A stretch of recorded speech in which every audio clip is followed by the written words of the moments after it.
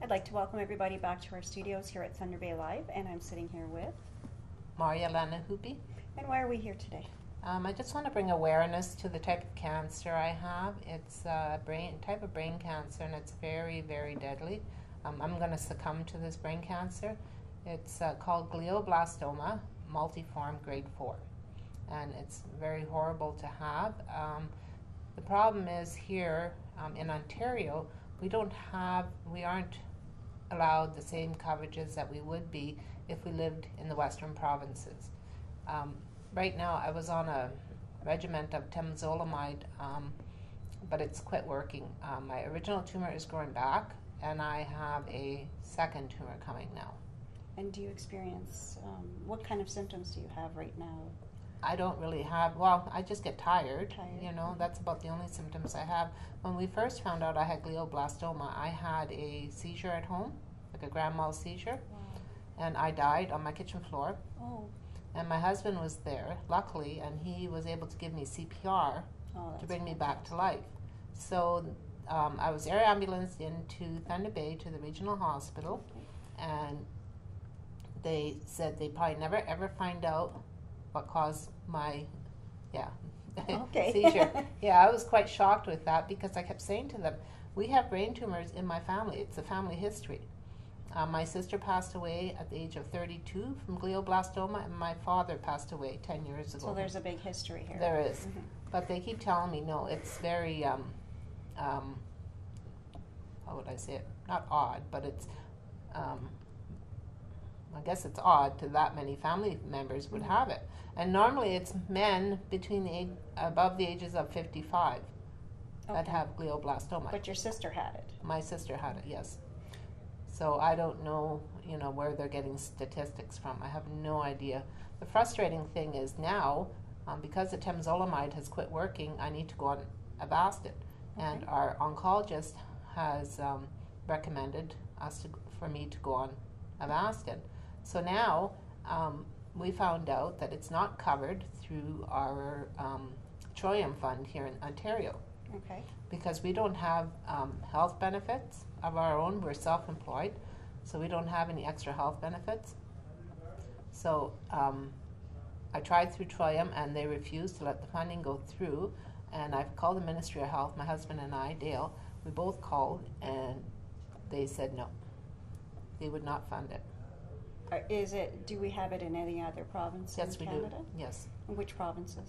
British Columbia, Alberta, Saskatchewan, and Manitoba. So you would actually have to physically go to Manitoba to get this drug? Well, I'd have to live there. Which is close. You'd have to live there, take up residency. Yeah. And be away from family and friends and your support system. Yeah, that's exactly right. And all the oncologists that I've, grown to, that are really great with me now. So we're hoping, I've got a trip to Toronto on Thursday. This Thursday coming? Yes, with another oncologist. I saw him last fall, and I'm hoping that maybe he can do something. Well, what's the problem in Ontario that it doesn't have this drug? Well, I received a letter back, and I wish I'd have brought it, and you could have read it, but it basically said that it does not offer a cure. Okay. And it only offers, more time. And I never knew, I was stunned by this letter I got back. Very odd. Yeah, and I was stunned by this letter, and I thought, well, I didn't know we had a cure for cancer. That's what they're implying in this letter. Yeah. And my girlfriend said it exactly the way it should be said. They're doing premeditated murder on me because they're not allowing me to have this drug. I'm not understanding why they're not allowing it. If they have it in every other province, Ontario should latch on to this. That's right. But the problem is, they say that they have a board, Ministry of Health has a board that approves drugs. And they said that the board doesn't approve it because it's not, there isn't enough of a chance for it to work. It'll only work on 15% of the people. So if you're not in that 15%, then it doesn't work. Your doctor obviously recommended that you go on yeah, it, so he yeah. thinks you're in that 15%. That's exactly right. And Okay. the Ministry of Health told me that, we'd never, ever have it funded.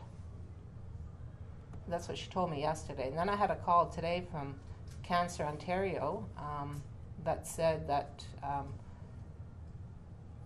Ministry of Health is the one that has to approve the funding, not them. And I was told the other way around yesterday. It's just big circles. We're So just big bureaucracy. You're not getting any answers. No, I'm not. Nothing. Not a thing. Well, all I know is I'm not getting it now. So now the doctor, my medical oncologist here, Dr. Vergitas, has taken me off all my chemo till Monday because he wants to get it out of my system because he's giving me another chemo. And it's a drug they used to use, and it was recommended at that time for brain tumors. And I'm hoping, that's all we can do is hope. It sounds like a big gamble. It is. It is. It's awful. But ultimately, you need to be on the drug to help you get through the chemo. That's right. Which Exactly. would make sense. Exactly. That's right.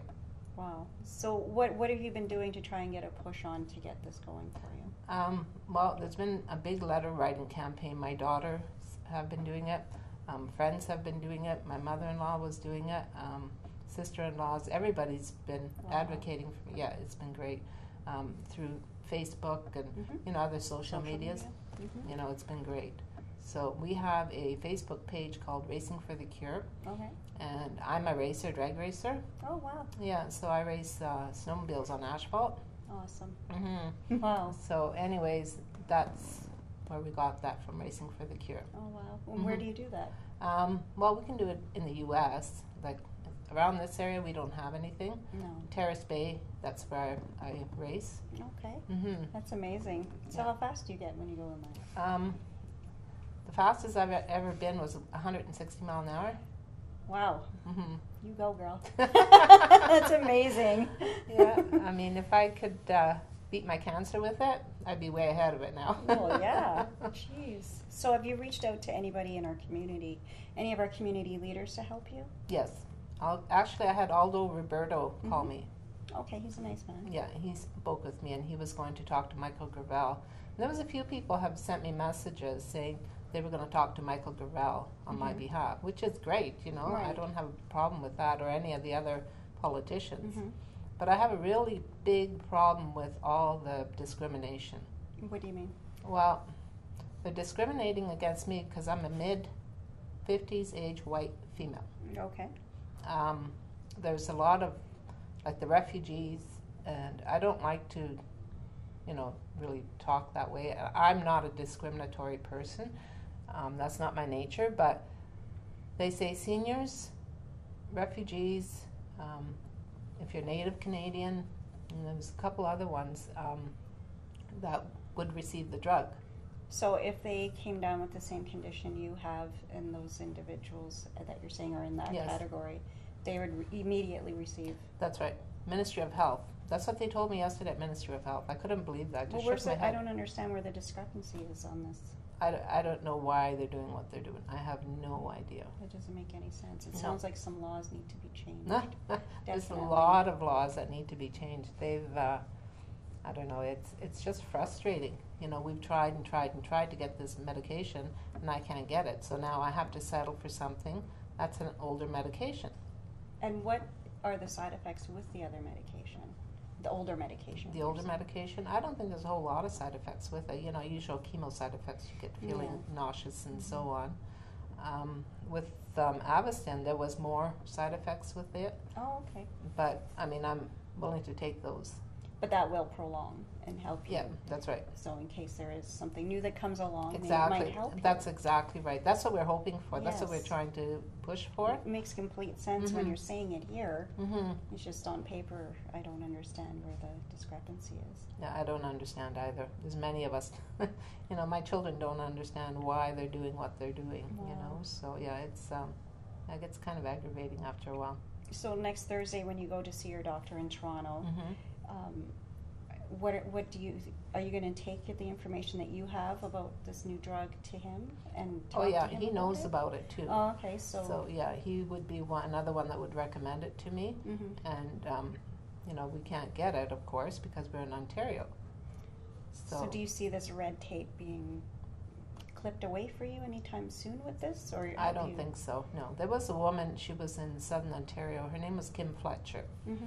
and she died of glioblastoma January of this year. She was early 40s. Mm-hmm.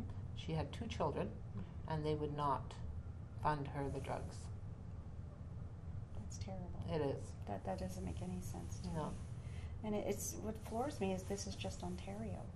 Mm-hmm.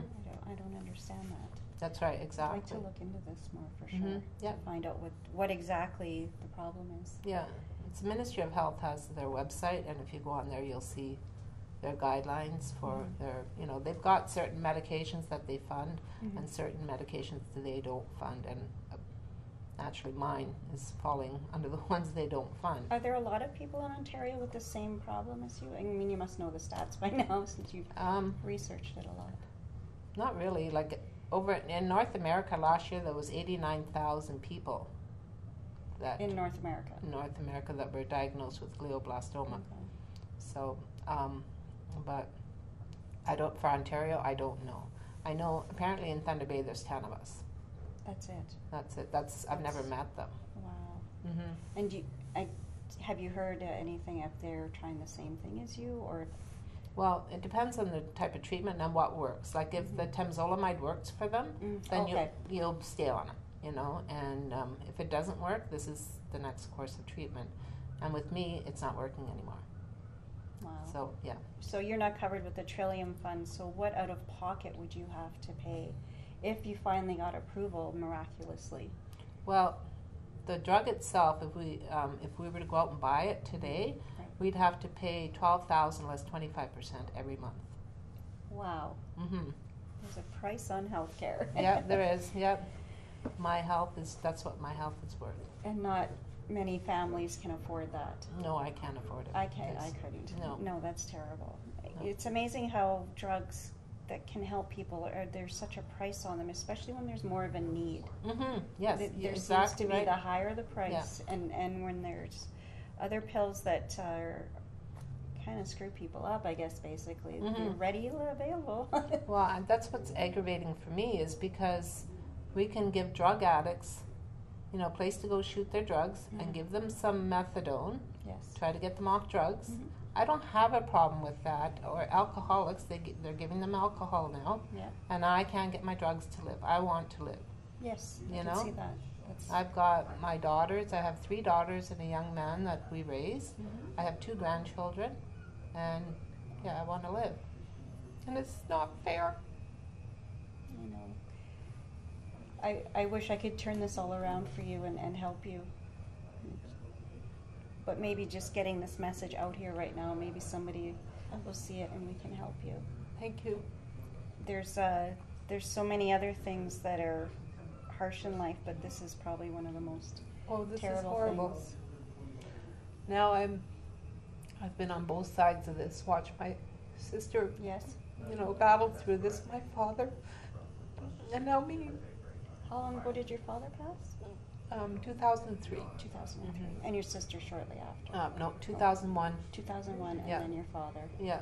And you said it's more predominant in males. Yes. Than, Over 50 years of age. Yeah. So my father was diagnosed with cancer early 50s as well, but he beat it for many, many years. Like Wow. he died in his 70s. Oh, okay. Yeah, so he lived a good life, you know, but still it's not fair, you know, like we can't get the funding for medications.